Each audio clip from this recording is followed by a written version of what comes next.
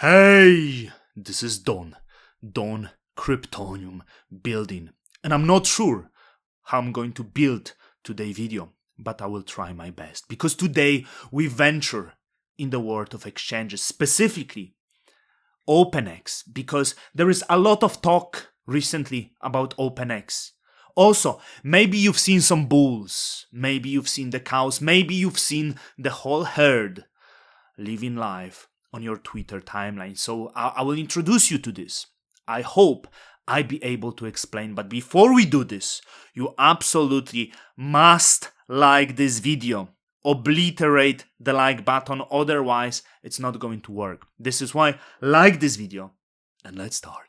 So I will treat this video as a little bit of the introduction to what is OPNX, because there is a lot of confusion, because what you can hear mainly, or at least maybe it's me, that, hey, it's the new venture of Three Arrows Capital that went bust, and there is a lot of news, maybe not necessarily real news, I don't know, but I'm trying to find the truth, okay?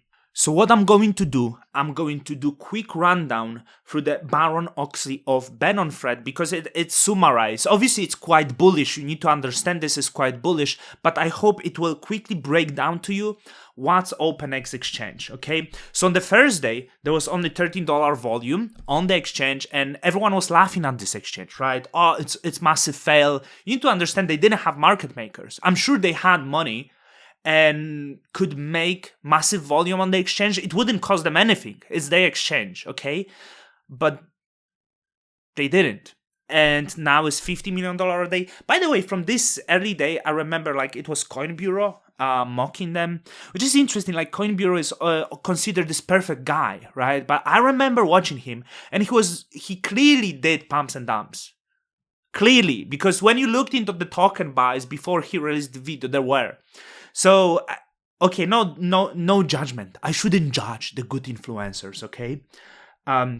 So it's spot futures exchange, the herd, some of the stuff I don't know, and obviously the claims. I think claims is the big subject here.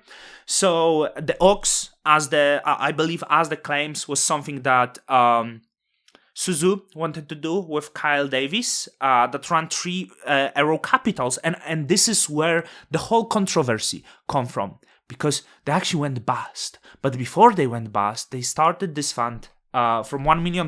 What was it? In 2012, around 10 years, they grew from 1 million to 4.5 billion, and obviously via the wrong decisions.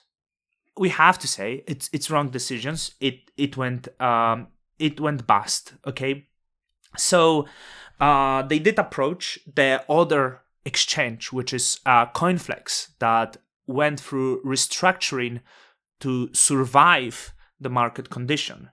So Mark Lamp is the founder with his team. So they merged those two, right? The idea of Three Arrow Capitals and the CoinFlex exchange, merge these two and offer more.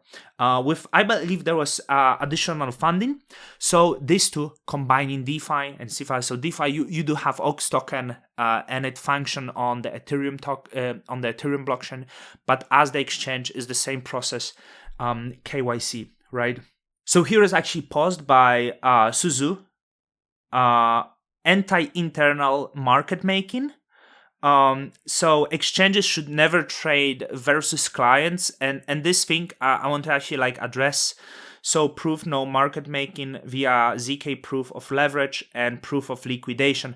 There are other market makers, right? So if market makers want to come, because market making is business, they can come. And I'm sure there are some market makers, but the exchange as itself claims that it doesn't do market making, okay?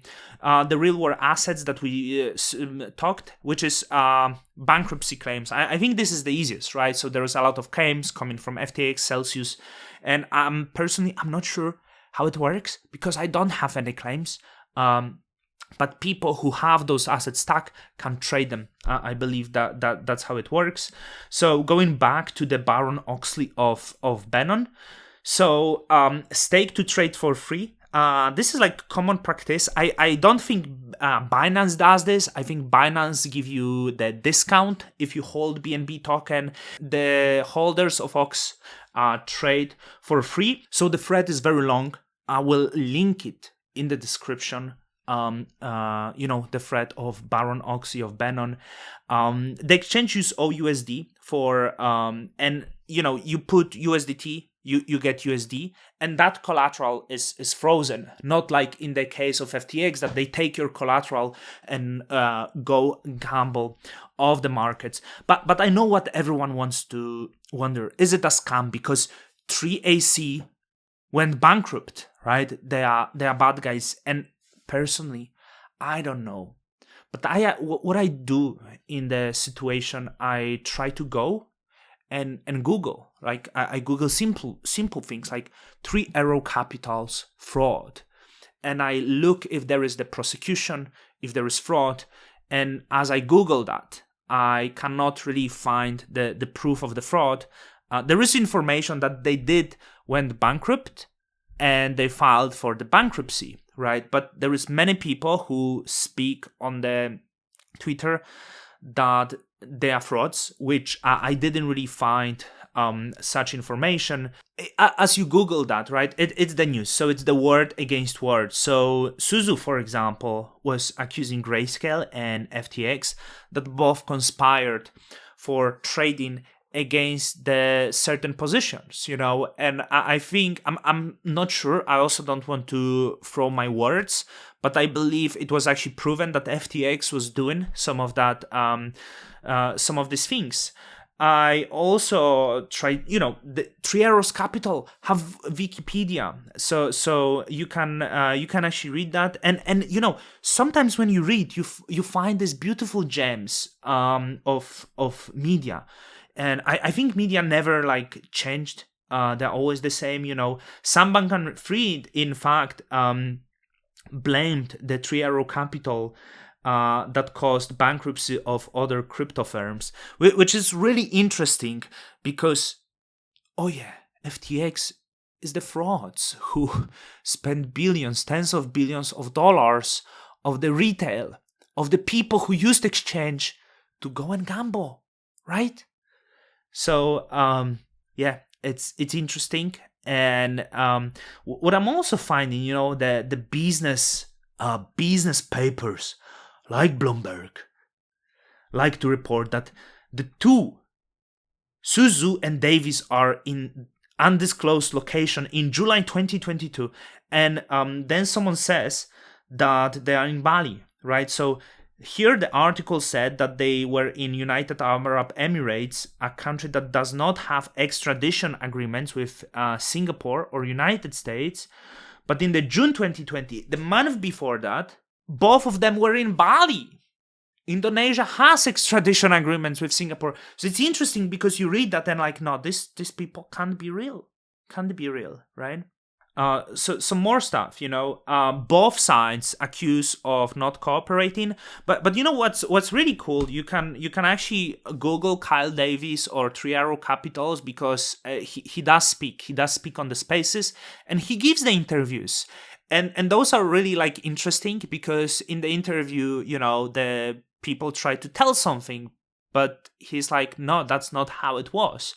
Right, so I think it's quite important trying to get to see that the things might not be exactly how are they presented, right? So here he says our liquidator seems to refuse to engage us constructively in the liquidation process.